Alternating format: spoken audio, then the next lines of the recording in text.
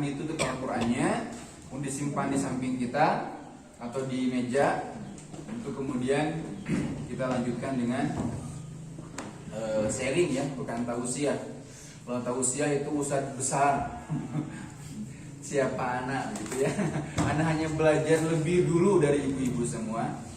Kemudian juga kok bisa memberikan nasihat. Padahal nikahnya baru kemarin ibu ya. Lebih lama ibu gitu. Insya Allah. Lahirnya juga sepertinya gitu ya. Maka dari itu tujuannya apa? Tujuannya adalah sama-sama belajar. Sama-sama belajar. Mungkin bedanya anak terbentuk dan terdidik di lingkungan pondok pesantren yang lebih tahu dalam memahami Al-Quran dan hadis, begitu ya. Baik. Bukunya cukup tebal ya, kita nggak akan baca semua ibu. Kita pilih bab yang kita inginkan saja. Baik.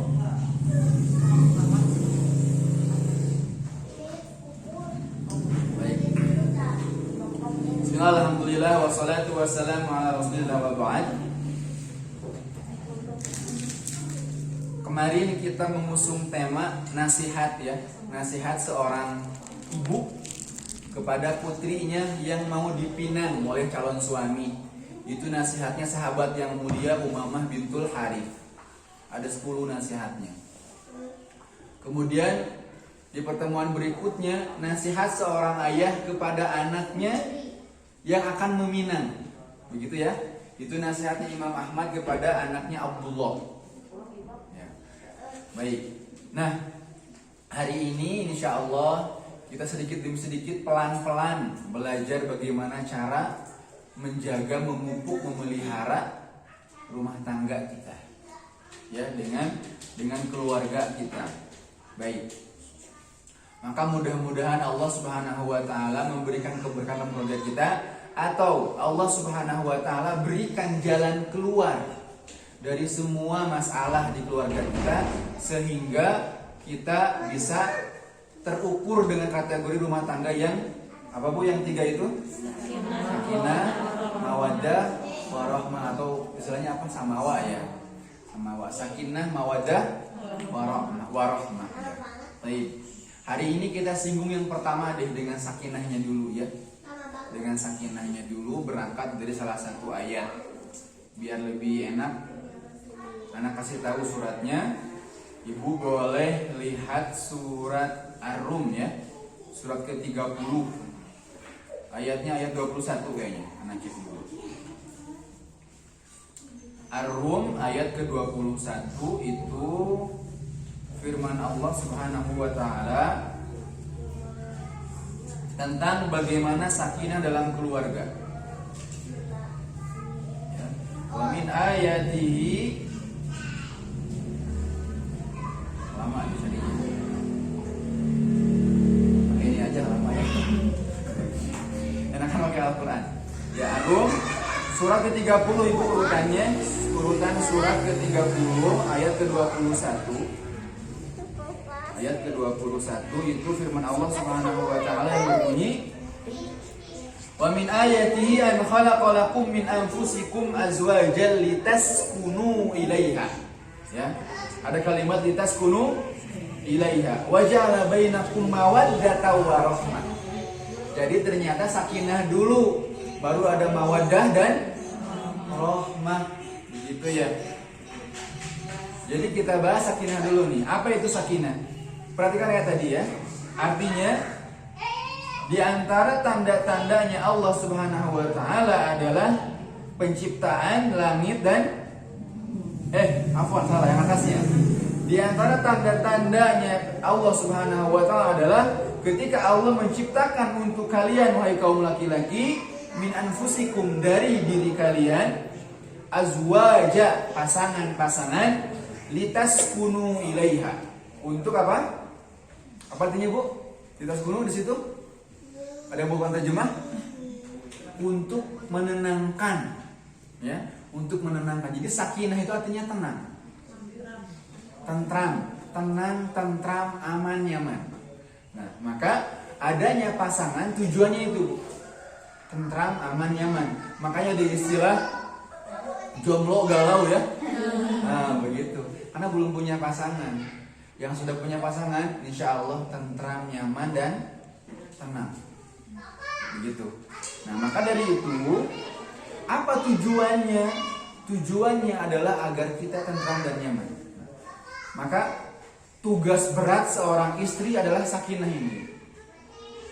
Tugas berat adalah sakinah. Nanti kita akan bahas terperinci insya Allah di poin-poin berikutnya ya. Di poin-poin berikutnya. Kemudian landasan yang kedua dalam berumah tangga adalah Al-Quran surat At-Tahrim. Ayatnya, ana lupa ayatnya. Ya ayyuhalladzina amanu qu anfusakum wa ahlikum nara. Terus waquduhan nasu wal hijara 'alaiha malaikatun ghiladun shidadun la ya'suna Allaha ma amarahum wa yaf'aluna ma yu'marun. Ayat 6 At-Tahrim ayat 6. Jadi patokannya pertama, masing-masing harus nyaman. Harus nyaman, tentram. Yang kedua, niatkan untuk apa? Untuk menjaga masing-masing dari pasangan daripada azab Allah Subhanahu wa taala. Ya. Dua hal ini dari dua ayat ini perlu kita pertimbangkan. Baik. Makanya di sini anak kasih judul ya, di antara kunci sukses dalam rumah tangga. Kuncinya banyak Ibu, kuncinya banyak sekali. Ini di antaranya. Ya, kalau kita bahas kunci-kunci sukses rumah tangga, itu banyak hadis-hadis dan ayat-ayat, itu nggak akan selesai setahun 2 tahun dengan kajian rutin ya. Kita pakai yang tematik saja. Apa yang mungkin bisa kita terapkan dalam kehidupan sehari-hari, maka itu yang dahulukan kita bahas. Gitu ya. Baik. Nah, supaya tidak panjang lebar, ini judulnya besar sebenarnya ya. Ada kunci sukses dalam rumah tangga. Di sini ana rangkum dalam beberapa poin ya, yang mewakili mungkin diantaranya. Yang pertama itu adalah kategorinya perintah suami. Perintah suami. Perintah suami bagi seorang istri itu adalah suatu hal yang mutlak, ya, suatu hal yang mutlak yang harus dilakukan. Tapi ada syaratnya, 2 syaratnya. 1, di batas kemampuan istri, itu ya, batas kemampuan istri. Misalnya suami bilang, Bu, Bapak teh haus, tolong panjatin pohon kelapa. Mampu enggak kita kira-kira? Mampu tidak? Tidak. Jangan dipaksakan Ibu, celaka nanti. Ya, celaka. Bu, Bapak pengen nasi padang atau Abi pengen nasi padang, tolong beliin ya. Tapi Ibu yang pakai motornya, sedang kita nggak bisa pakai motor. Ya, celaka itu, celaka, tidak mampu. Apa yang lebih sederhana di rumah? Ini kayaknya lemarinya nggak pas deh Bu di situ. Sesek pandangan, besok pindahin ya. Apa kalau sama kita? Tidak mampu. Hal-hal yang tidak mampu kita lakukan, maka itu butuh dikomunikasikan dengan suami. Perintah itu tidak mutlak. Ya, tidak mutlak. Ada perintah bahwa keinginan suami wajib kita lakukan, tapi dengan syarat. Yang pertama apa tadi? Dalam batas kemampuan kita. Kalau tidak mampu, jangan bilang ke suaminya, nggak mungkin lah seperti itu, karena saya tidak sanggup, tidak mampu. Gitu. Tapi kita butuh komunikasi. Yang kedua, patokannya adalah syariat Allah Subhanahu wa taala. Jadi misalnya ketika suami kita menginginkan satu hal yang itu jelas-jelas dilarang dalam Islam, jangan pernah mau untuk melakukannya. Ini berangkat dari hadis Nabi kita Muhammad SAW. Ada hadis Nabi pernah bersabda, la ta'ata limakhluqin fi ma'siyatil khaliq. Tidak ada ketaatan bagi satu makhluk. Dengan taat tersebut nantinya akan berimbas bermaksiat kepada Sang Pencipta. Apa itu terserah ibu? Misalnya begini, suami kita senang melihat ibu berpakaian yang seksi di hadapan suaminya ya. Nah, tapi tiba-tiba bilang, kayaknya bagus deh kalau keluar baju kayak gini. Misalnya, bayangkan ibu ya, itu melanggar syariat. Jangan. Atau misalnya, Bu, kukunya bagus kalau diwarnain ya, kayak kutek kan ya, diwarnain misalnya, bagus sekali. Tapi ketika itu ibu sedang tidak haid, karena di antara bahan kutek tidak bisa tembus air, gimana wudhunya? Tidak sah sholatnya. Sama seperti kita sholat atau wudhu tapi dilewati sebagian tidak terkena air wudhu, sah nggak wudhunya? Tidak. Nah, maka itu keinginan suami untuk keindahan. Ibu bilang, Pak, kan sekarang ibu sedang tidak haid, harus sholat, harus wudhu. Kutek itu bahannya ada yang tidak boleh atau tidak bisa ditembus oleh air. Gimana kalau pakai henna misalnya ya? Apa tuh pacar Arab ya? Pakai ini, warnanya mungkin gak seindah warna kutek, tapi selain mempercantik dirinya, ini adalah sunnah Rasulullah SAW. Jadi komunikasikan seperti itu ya. Jadi patokannya perintah suami, satu, batas kemampuan kita, yang kedua, syariat Islam. Maka bertanyalah kepada orang yang lebih tahu tentang syariat Islam. Ketika suami menginginkan satu hal, oh, sekarang ibu tanya Ustadz malu ya, tanya Syekh. Ya, Syekh Google. Ibu tanya di situ. Misalnya suaminya bilang apa? Bagaimana begini menurut Islam? Nanti dijawab, ya. Nanti dijawab. Kalau belum yakin baru tanya ke orang yang lebih tahu, ke Ustadz misalnya. Begitu ya. Supaya butuh jawaban cepat. Bisa lihat, cari informasi di situ. Ya, mumpung dimudahkan dalam segala hal. Jadi perintah suami itu harus kita lakukan. Karena kalau suami perintahnya sudah dilakukan, udah. Ini nggak akan pernah dia mencari yang lain. Nanti ada di poin ketiga.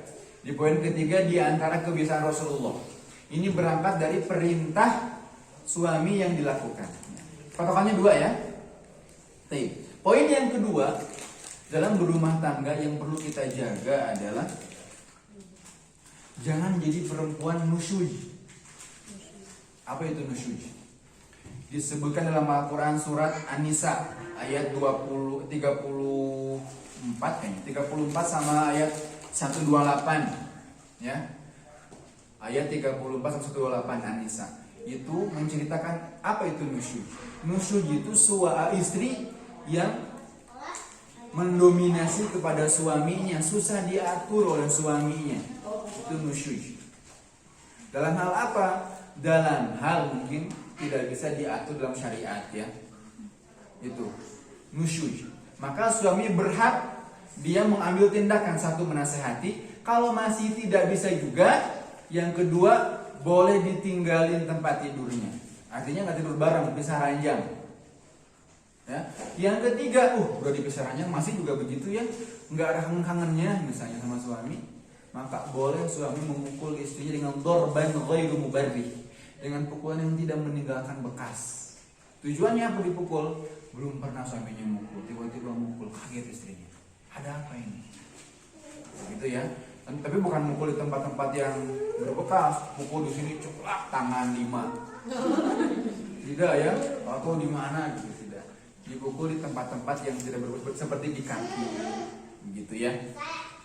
Di tangan, akan kaget istrinya. Nah, seperti itu. Jadi itu. Nah, masalahnya adalah nusyuj itu seperti apa? Misalnya ibu. Jadi ketika seorang perempuan dia tidak bisa diatur oleh suaminya, tidak bisa dinasihati oleh suaminya ketika berbuat salah, cenderung melawan, itu namanya nusyuj. Itu dicela dalam Islam. Kebalikannya, ketika suaminya tidak bisa menegur istrinya, namanya suami dayus. Suami yang tidak bisa menegur istrinya, dua-duanya punya titik. Itulah sempurnanya Islam.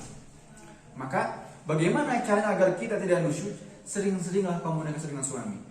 Ketika berumah tangga, maka akan ada yang dikorbankan, ada ego yang dikorbankan. Ego istri dikorbankan untuk suami. Begitu, ya. Tidak ada ego lagi. Ibu bayangkan ya, suami kita itu orang lain. Dari kecil kita dinafkahi oleh orang tua, diberi makan orang tua. Tiba-tiba ada orang lain setelah menikah diberikan semua kewajiban dan tuntutan dan serta orang tua itu kepada dia. Wajib nafkah kepada suaminya, tempat tinggal kepada suaminya. Apapun itu jadi kewajiban suaminya. Itu. Maka dia itu orang lain yang diberikan beban diri kita. Maka tidak ada egonya. Maka harusnya seorang istri merasa hutang budi, sangat-sangat hutang budi kepada siapa? Pada suami. Dia memberikan nafkahnya lebih kepada istrinya. Kemudian juga udah gitu, semua kewajiban-kewajiban orang tua yang dulu pakaian, tempat tinggal, sekarang beralih kepada dia. Itu ya.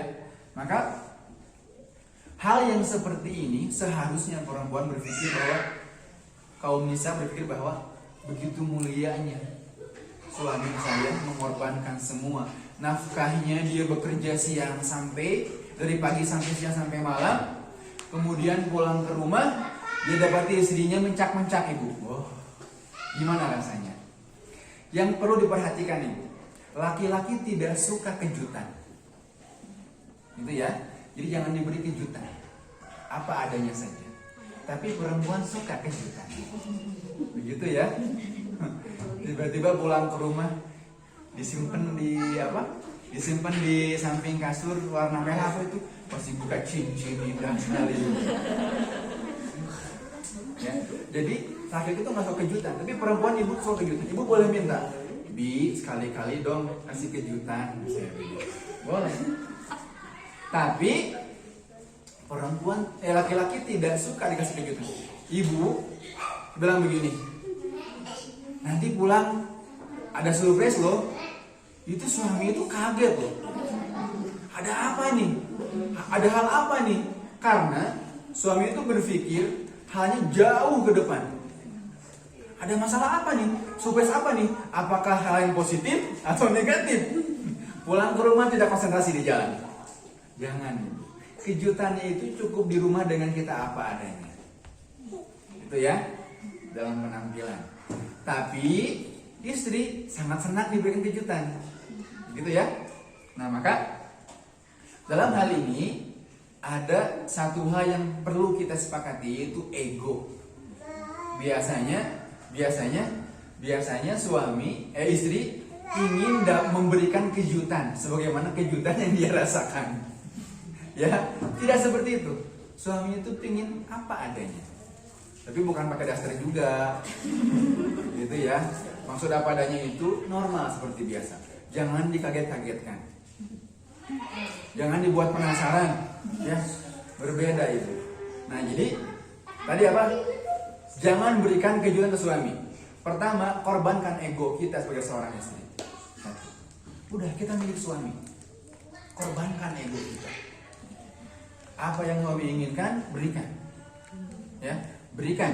Apa yang suami inginkan, berikan. Kemudian kita pun boleh minta hak kita dengan kejutan-kejutan kecil. Gitu ya. Baik. Jadi jangan jadi istri-istri yang nusyuz, yang melampaui, yang terlalu dominan kepada suaminya. Ini dicela dalam Islam. Ya, dicela dalam Islam. Istri-istri yang bisa mengatur suaminya terlalu berlebihan. Tapi gunakanlah komunikasi yang baik. Begitu. Ini yang kedua. Yang pertama tadi apa? Perintah suami harus kita lakukan. Sekecil apapun, Bu. Sekecil apapun. Misalnya, Bu, tolong ambilkan apa sekarang masker ya, maskernya ketinggalan misalnya. Ambillah sendiri, udah nggak berat kata kita, misalnya kata istrinya. Ambilkan, kasihkan. Itu akan membuat nyaman buat suaminya, senyaman-nyamannya. Karena istrinya begitu nurut. Itu. Kemudian yang kedua, jangan jadi istri yang nusyuj, yang melampaui suami.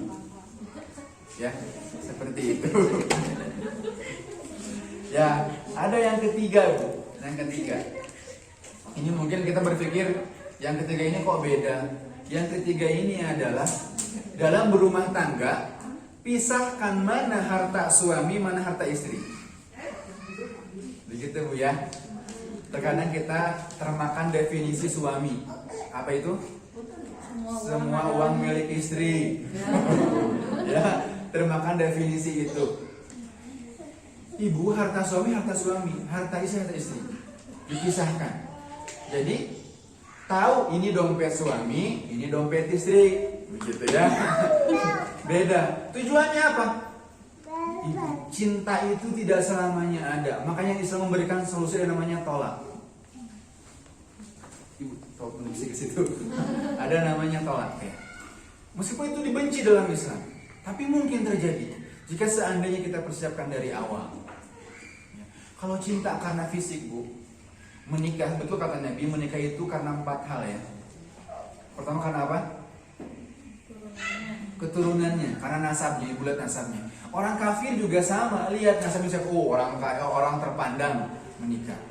Kemudian karena apa lagi? Karena hartanya. Orang kafir ada yang menikah karena hartanya, banyak. Ada yang menikah karena kecantikannya, ada sama. Tapi orang Islam menikah karena agamanya. Bukan itu semua. Kalau menikah karena hartanya, nasabnya, kecantikannya, apa bedanya kita sama orang kafir? Tidak. Yang membedakan niat pernikahan kita karena ibadah untuk Allah Subhanahu wa ta'ala. Jadi ada salah satu ungkapan seorang tabi'in, kalau tidak salah Syafi'i, kalau salah. Jadi bukan, gurunya Syafi'i. Jadi apa yang diminta daripada ketaatan, daripada rizki dari Allah, ya, tentram rumah tangga itu rizki, Bu. Dan rizki dan nikmat yang Allah berikan itu tidak akan didapat kecuali dengan taat kepadanya. Gitu ya. Jadi rizki berupa ketentraman kita inginkan, tapi tidak akan didapat kecuali dengan taat kepada Allah. Nah, maka pernikahan kalau mau tentram, aman, nyaman, dua-duanya harus taat kepada Allah. Kalau salah satunya tidak akan didapat. Ya. Salah satunya tidak taat sama Allah, tidak akan didapat ketentraman. Maka niatkan pernikahan untuk ibadah kepada Allah Subhanahu wa ta'ala. Termasuk harta itu, pisahkan harta kita. Ada hikmah di sana. Minimalnya ada 3 hikmahnya, Bu. 1, hikmah yang pertama, suami akan sangat bertanggung jawab. Dia akan hitung berapa penghasilan saya. Dia akan hitung berapa nafkah yang bisa saya berikan kepada istri saya. Akan sangat bertanggung jawab. Sejauh ini apakah saya menjadi sumber tanggung jawab atau tidak? Itu. Ya. Bahkan sebagian ustadz bilang begini, Bu ya, ada yang bilang harusnya katanya setruk gaji itu jangan dilihatin ke istri. Kenapa? Karena kalau perempuan tahu jumlahnya besar akan minta terus. Kalau tahu jumlah sedikit akan cerewet terus. Begitu, Bu ya. Jadi, tapi nggak begitu juga ya. Seorang suami wajibnya dia menafkahi istrinya. Ketika dia tahu mana harta dia akan berusaha memberikan yang terbaik buat istrinya. Hikmah yang kedua, Ibu. Hikmah yang kedua, ketika suami memberikan nafkah dari harta miliknya, nih ke istrinya, butuh apa? Dikasih. Mau apa? Dikasih. Butuhnya apa? Diberikan. Nanti akan sangat berasa dari sisi istri. Ternyata suamiku begitu peduli. Ibu bayangkan, begini ya, anak-anak muda sekarang kan pada berpacaran tuh, ya itu kan haram dalam Islam. Pada berpacaran misalnya. Nah, ketika dia ditraktir oleh pasangannya beli bakso yang 20.000 misalnya, bakso bejo ya, 20.000 yang termurah, yang termurah 20.000, bakso bejo misalnya, dia merasa bahagia. Kenapa? Karena ditraktir, begitu. Kemudian seorang istri ketika dia diberikan dari suaminya akan sangat bahagia, ini nafkah dari suaminya. Tapi kalau uang itu dipegang oleh istrinya, dia beli mobil sekalipun harga 200 juta, dia nggak bahagia. Orang uangnya dari saya, begitu kan? Itu bedanya.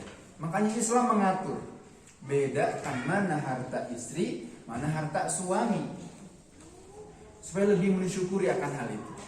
Istri kalau bersyukur, ternyata suami saya memberikan haknya, dia berusaha memberikan nafkahnya meskipun tidak seberapa.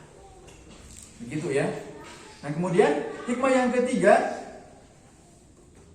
ya, istri akan merasa bahwa suaminya itu suami idaman, memberikan semua jerih payahnya untuk keluarganya.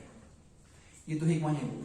Bedakan ya, harta suami, harta istri. Ada istilah harta gono gini ya. Nah, harta gono ini apa itu? Harta yang milik bersama. Seperti apa bentuknya? Seperti apa, Bu? Seperti apa? Bisa tidak kita contohkan? Misalnya beli mobil, ya, beli mobil yang punya mobil nih, beli mobil patungan bareng-bareng. Punya keinginan yuk kita bareng-bareng usahanya, patungan. Mungkin itu namanya harta gono gini. Tapi harus jelas berapa istri keluar, berapa suami keluar. Karena hakikatnya memberikan itu tugas seorang suami. Itu hakikatnya. Memberikan pakaian, makanan, tempat tinggal, tugas suami. Itu hakikatnya. Istri hanya membantu. Begitu. Kemudian yang kedua, ketika itu tidak dipisahkan, Ibu, tabiatnya perempuan, kata Nabi, yakfurnal ashir, dia akan melupakan kebaikan suaminya. Melupakan kebaikan suaminya. Mungkin nanti mobil ini juga kan ada uang ibu di situ. Meskipun tidak seberapa. Mobil 200 juta atau rumah harganya 300 juta misalnya. Suaminya keluar uang 250 juta. Istrinya keluar 50 juta. Tapi rumah itu milik istrinya. Begitu ya. Alasannya kan kewajiban bapak menafkahi ibu. Jadi ini milik ibu. Tidak bisa begitu. Dalam Islam dipisahkan. Kenapa? Nanti jika seandainya salah satu di antara pasangan itu wafat, maka anak-anak kita tahu mana harta ibu, dia punya hak warisan. Mana harta ayah, dia punya hak warisan. Begitu Ibu. Suami tahu mana ketika meninggal, mana harta itu istri saya punya hak di situ. Jadi kalau ibu bisa wafat duluan, maka suami punya hak atas harta ibu. Berapa per berapa? Dalam Al-Quran sudah dijelaskan. Ada dalam Al-Quran surat An-Nisa ayat 11 sampai 12 tentang waris ya. Nah, begitupun sebaliknya. Suami meninggal, ibu tidak semua milik anak, ibu juga punya hak. Begitu. Kalau itu tidak dipisahkan bagaimana? Begitu ya? Bagaimana?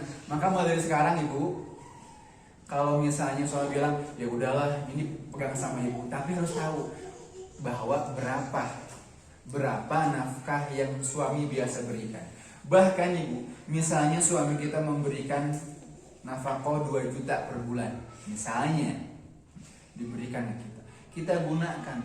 Biasanya habis bulan ini sisa 200.000 misalnya. Yang sisa itu kita simpan kan, udah diberikan. Kemudian disimpan 1.000. Setelah sekian tahun ternyata jadi banyak. Misalnya jadi berapa? 10 bulan aja udah jadi 2 juta ya. Nah, 10 bulan 2 juta. Misalnya dalam 10 tahun udah puluhan juta tuh. Kata ibu, wah ini uang kalau buat modal bikin usaha lumayan gitu ya. Nah, Bahkan untuk bikin usaha itu perlu izin ke suaminya. Pak, ini uangnya dulu ibu sisihkan untuk ini. Sekarang mau buka usaha. Kenapa? Karena itu nafkah dari suami untuk istrinya. Jadi wajib dipisahkan, wajib tahu ya, untuk menandakan seorang suami bertanggung jawab. Kedua, istrinya juga bisa merasakan bagaimana nafkah suaminya untuk dirinya. Begitu. Nah, kemudian yang keempat, Ibu, yang perlu diperhatikan adalah dalam rumah tangga, jadikan rumah itu tempat ternyaman buat suami. Tempat ternyaman. Rasulullah SAW, beliau ketika tidak punya kegiatan di luar rumah, tidak ada pendidikan untuk sahabat, beliau kembali ke rumahnya. Jadi sahabat nih, ketika mencari Nabi, di masjid tidak ada, maka dia akan cari ke rumah. Nabi pulang ke rumah. Jadi kalau suami kita lebih nyaman nongkrong di kafe, di warung kopi, artinya rumahnya bukan baiti jannati. Begitu Bu ya. Kita evaluasi sekarang. Bukan baiti jannati. Faktornya apa? Banyak Ibu. Banyak. Nah, dan ini tugas terberat seorang istri. Bukan melahirkan. Ya, bukan apa lagi? Masak nyuci bukan. Tugas terberat adalah tugas ketika dia membuat nyaman suaminya. Ini itu Al-Qur'an tidak boleh. Ibu tolong. Ya. Ya. Membuat nyaman suaminya. Rasulullah SAW itu selalu pulang ke rumah. Selalu pulang ke rumah. Tidak pernah nongkrong di luar. Itu Nabi. Maka suami kita buat dia nyaman di rumahnya, tidak nongkrong di luar. Nih, maka ada istilah begini. Tempat yang paling nyaman bagi seorang suami adalah tempat di mana ada istrinya. Makanan yang paling enak bagi seorang suami adalah makanan yang dimakan dengan istrinya. Minuman yang paling enak buat suami adalah minuman yang diminum dengan istrinya atau di hadapan istrinya. Begitu tidak? Mudah-mudahan gitu. Ya, gitu. Kalau tidak seperti itu, kita tanya. Kenapa? Karena kata Nabi, istri yang sempurna adalah ketika istri yang idza nazarta sarratka. Ketika engkau melihat istrimu, dia akan membuatmu gembira. Pulang ke rumah Ibu, bisa habis aktivitas pulang ke rumah, akan sangat senang ketika istrinya itu datang dengan makanan kesukaan suaminya, minuman kesukaan suaminya, pakaian kesenangan suaminya, bentuk pakaian yang disenangi suaminya. Itu akan menjadikan suaminya betah di rumah. Jadi jangan salahkan suami kita tidak betah di rumah kalau kita juga tidak membuat kondisi itu. Dan ini tugas terberat bagi seorang istri. Tugas terberat, Ibu. Ya, tugas terberat. Begitu ya? Betul tidak?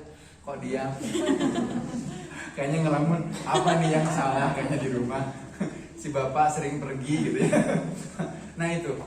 Jadi kalau misalnya suami kita lebih senang pergi dengan teman-temannya, ya, tanpa ada kebutuhan yang jelas, artinya dia tidak nyaman di rumah. Karena suami yang nyaman di rumah adalah semua tempat yang dia kunjungi tidak ada yang paling nyaman kecuali ada istrinya. Dan rumah selalu ada istrinya, maka tempat idaman buat dia. Pulang ke rumah dia pengen istirahat, ada keluarganya di sana, ada istrinya. Gitu Bu ya. Jadi poin terpenting adalah buat suami kita nyaman di rumah. Karena kata Nabi, idza ra'aitaha sarratka, itulah ukuran ketika suami melihat istrinya, dia akan membuatmu tenang. Boleh Ibu tanya, Pak atau Abi, yang lebih senang dari Umi atau dari Ibu pakaian yang mana? Biar nanti dipakai ketika pulang. Yang seperti apa? Oh yang seperti ini, tapi Umi nggak punya loh, beliin ya. Gitu. Boleh seperti itu. Ya, jadi tanya, inginnya seperti apa? Tanya. Pulang ke rumah diambil bajunya, diambil tasnya, disimpan. Tapi jangan yang rame di TikTok ya. Soalnya pulang ke rumah diambil pakaiannya, dikasih sendal, dipasangin celemek. Nanti langsung ke dapur ya. Nggak gitu. Betul, awalnya diambil, dibuka jaketnya segala macam, tapi dipasangin celemek. Nggak begitu.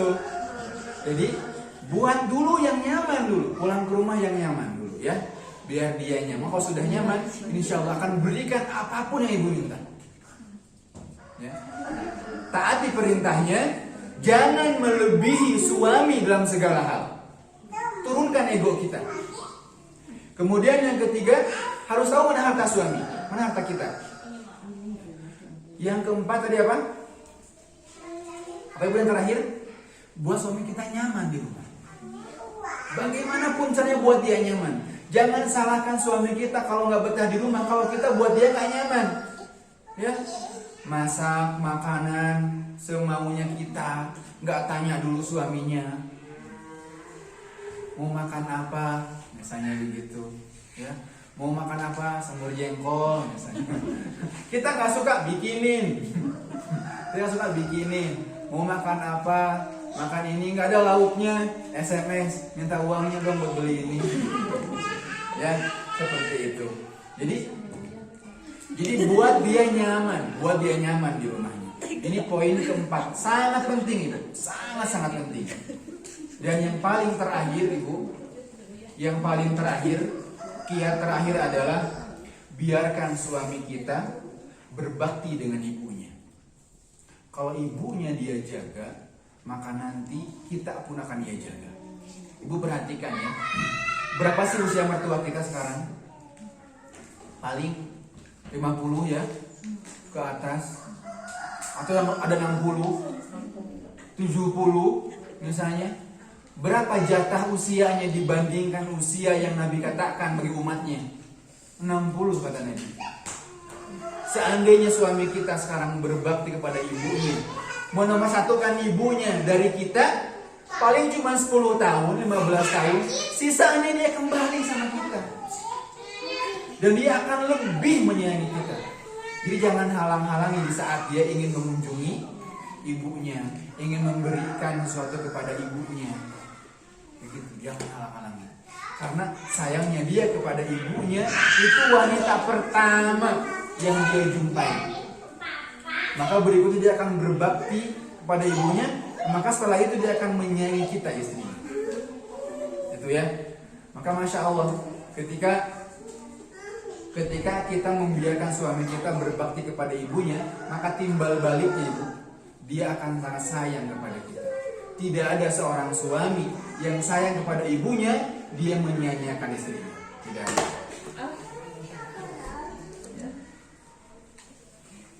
Baik. Ada salah satu hadis, perlu diingat. Ada hadis tentang 3 orang pemuda yang terjebak dalam gua. Kemudian dia berdoa kepada Allah agar diselamatkan. Salah satu di antara dia yang berdoa begini, Ya Allah, aku punya kedua orang tua yang sudah lanjut usia, dan pekerjaanku adalah memerah susu. Dalam yang panjang ya. Aku setiap selesai memerah susu, aku pulang ke rumah orang tuaku. Aku tidak pulang ke rumahku. Aku tunggu orang tua aku bangun kalau tertidur, sehingga dia minum susu itu, baru aku pulang, sisanya dibawa anak dan istri. Itu kata dia. Suatu ketika orang tuaku tertidur, aku pulang kemalaman. Aku tunggu di rumahnya sampai pagi. Anak dan istriku menangis meraung-raung meminta susu itu. Tapi tidak aku berikan, karena aku ingin dia untuk kedua orang tuaku terlebih dahulu. Begitu mereka bangun, aku berikan susu untuk diminum, baru aku bawa pulang. Jika seandainya perbuatan itu adalah engkau terima ya Allah, maka tolong bukakan pintu gua ini. Allah langsung menjawab doa itu. Allah buat longsor yang menutupi gua itu sehingga terbuka jalan. Nah ibu sekalian, jadi berbaktinya seorang suami kepada kedua orang tuanya itu jangan menjadi halangan buat kita bahwa dia tidak menafkahi kita. Tidak. Orang tuanya nomor satu. Ya. Seorang suami, maka kewajiban kepada orang tuanya, baru kepada kita, keluarganya. Kalau kita posisikan diri kita seperti itu, anak kita insya Allah akan seperti itu kepada kita nanti. Begitu ya. Baik. Ya, ini masih banyak sebenarnya. Jadi masya Allah, ya mudah-mudahan itu jadi tambahan buat kita. Tambahan buat kita bahwa satu hal yang mungkin bisa kita lakukan, jangan pernah menolak keinginan suami. Selalu lakukan, berusaha berikan yang terbaik, nampakkan yang terbaik, jangan berikan kejutan-kejutan yang bikin kaget suaminya. Ya, buat dia nyaman di rumah. Dan harus tahu mana nafkah dari suaminya. Agar apa? Agar sekecil apapun kita merasakan ini salah satu bentuk tanggung jawab suami kepada kita selaku istrinya. Begitu ya. Baik, mudah-mudahan dapat diambil manfaat dan faidah. Dan yang lebih penting bisa kita lakukan di rumah tangga kita, sehingga komunikasi rumah tangga kita lebih terjaga, ya, lebih baik lagi, dan suami kita betah di rumah karena kita menjadi istri yang berbakti kepada suami. Ya, baik. Subhanaka Allahumma wa bihamdika asyhadu an la ilaha illa anta astaghfiruka wa atubu ilaik. Wassalamualaikum warahmatullahi wabarakatuh. Waalaikumsalam warahmatullahi wabarakatuh. Karena tidak ada moderatornya, yang mau bertanya langsung saja.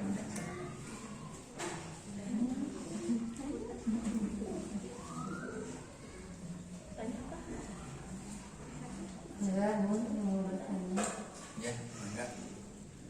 Ada? Bismillahirrahmanirrahim, Pak Ustaz.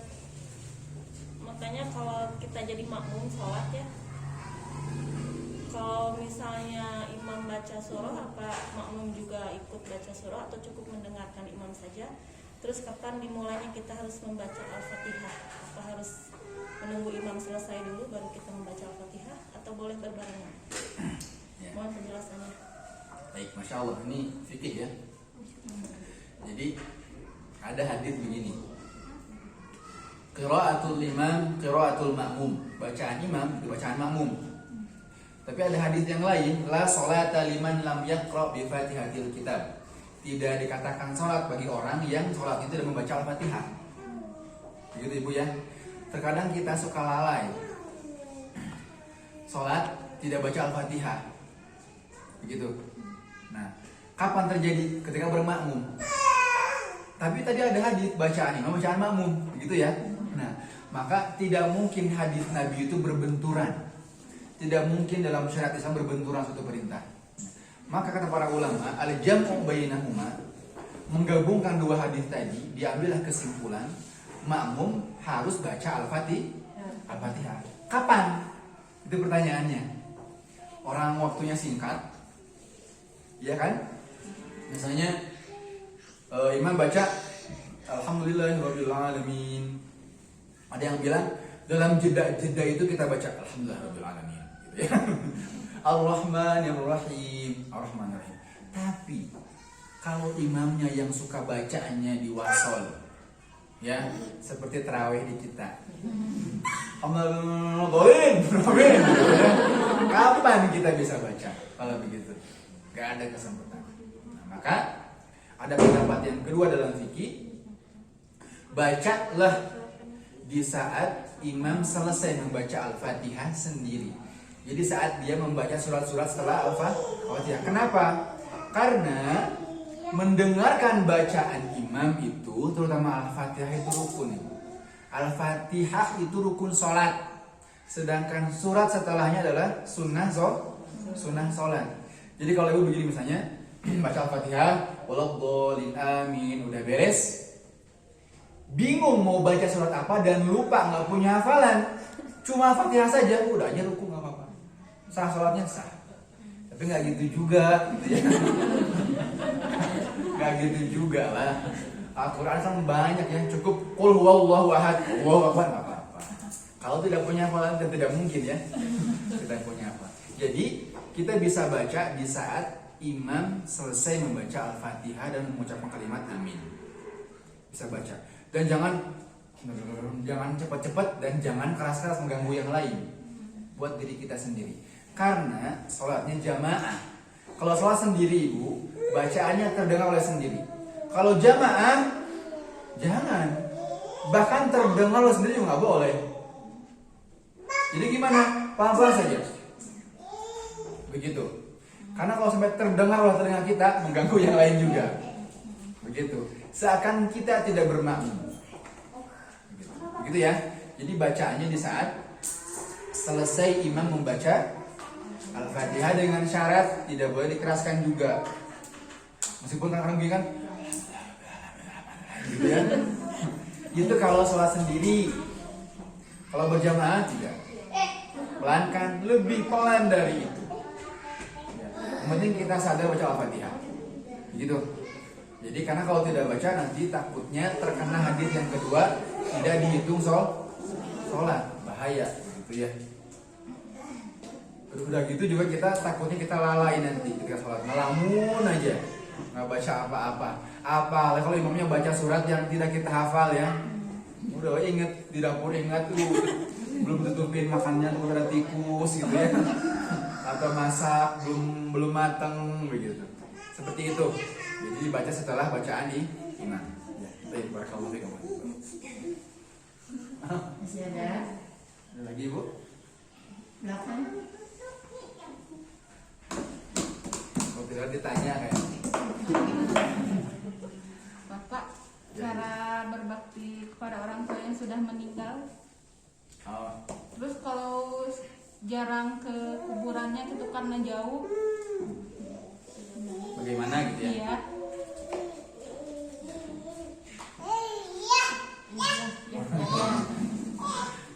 Ya, baik. Masya Allah. Kewajiban berbakti seorang anak pada orang tua tidak berhenti di saat dia wafat. Jadi ketika hidup itu wajib. Ada salah satu hadis begini.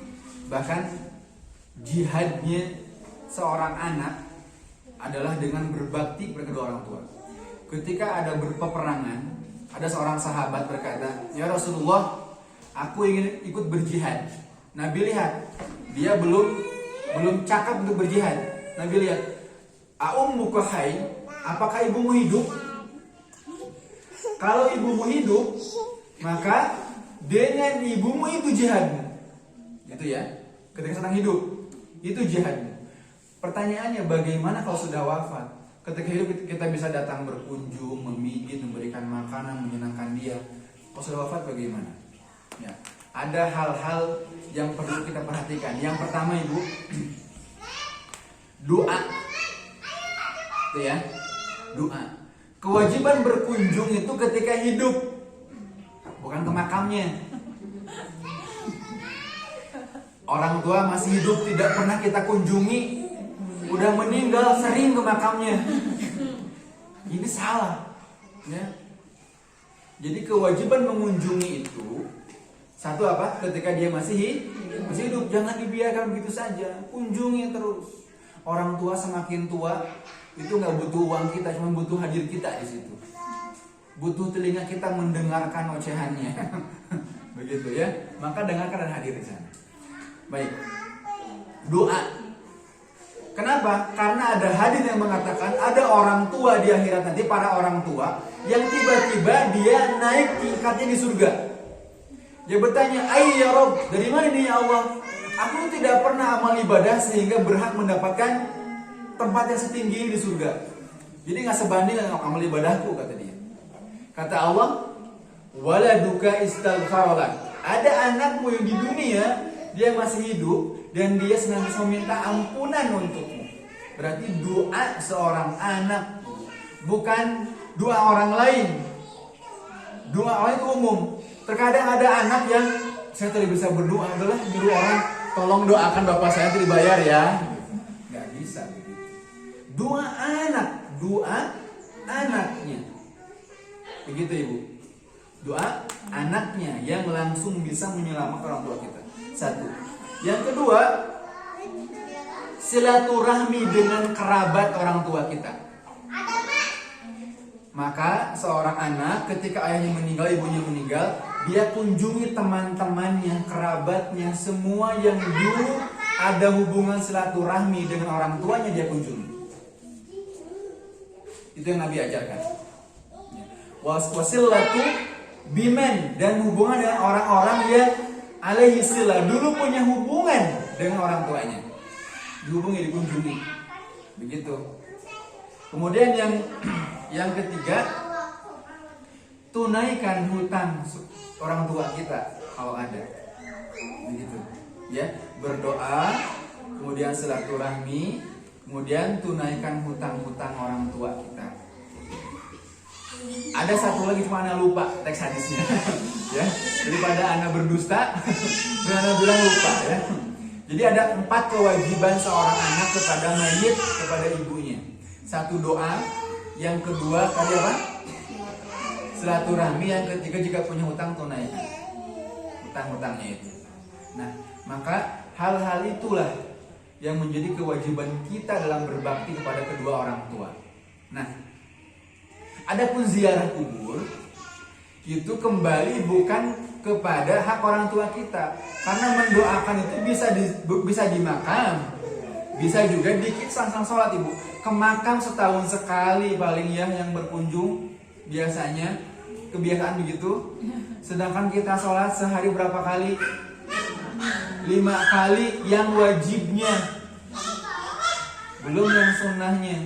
Banyakan mana interaksi kita dengan Allah dalam meminta ampun untuk orang tua. Begitu ya. Jadi nggak wajib ziarah itu. Yang wajib kita menjaga makamnya tetap bersih, mengunjungi makamnya itu ya, itu diantara sunnah, menjaga maqabir muslimin. Begitu ya. Tapi kalau untuk mengunjungi tidak mesti tiap hari juga. Ya. Yang harus juga adalah doanya itu.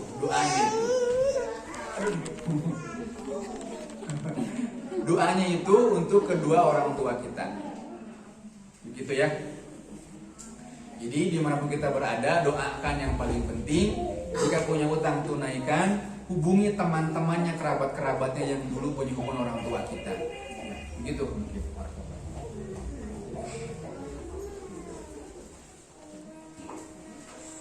Ada lagi waktu berhujan.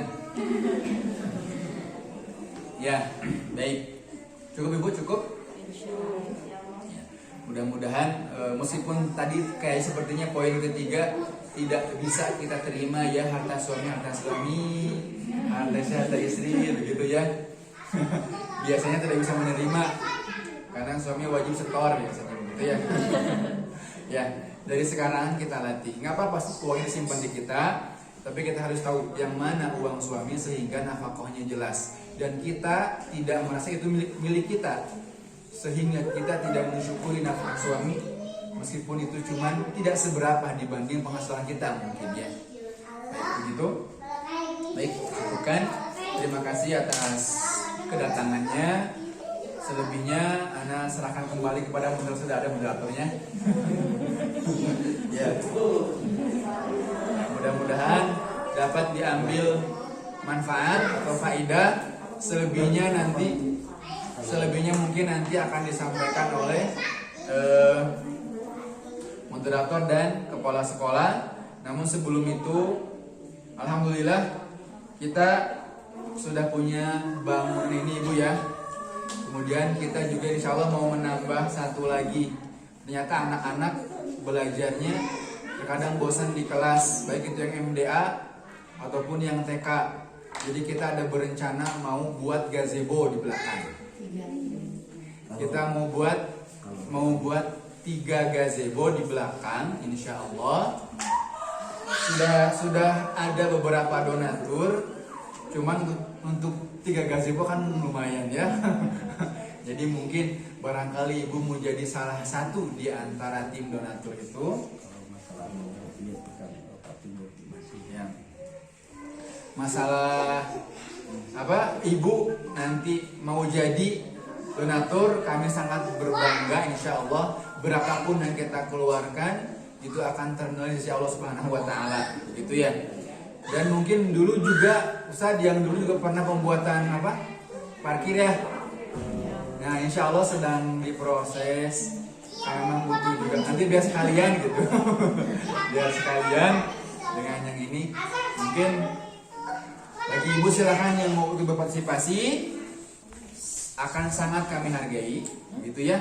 Nanti selebihnya mungkin bisa diestafetkan saja. Itu ada ala kadarnya ya. Mangga silakan, nggak usah dipaksakan. Ya, ingat ikhlas karena Allah Subhanahu wa taala itu lebih penting. Sumputkan ibunya, sumputkan. Sumputkan. Diumpetin. Insya Allah itu berapapun niatnya asal ikhlas karena Allah akan terhitung begitu luar biasa di sisi Allah Subhanahu wa taala ya. Baik, berbeda dengan orang yang punya 1.000 dia infakkan semua, dengan orang yang punya 10.000 dia infakkan 1.000. Itu nilainya beda di sisi Allah. Jangan pernah merasa sedikit apa yang kita infakkan, karena hanya Allah yang menilai, bukan orang lain. Ya. Barakallahu. Baik, demikian mungkin Ana serahkan kembali kepada moderator. Jazakumullahu khairan katsira. Subhanaka Allahumma bihamdika asyhadu an la ilaha illa anta astaghfiruka wa atubu ilaik. Wassalamualaikum warahmatullahi wabarakatuh.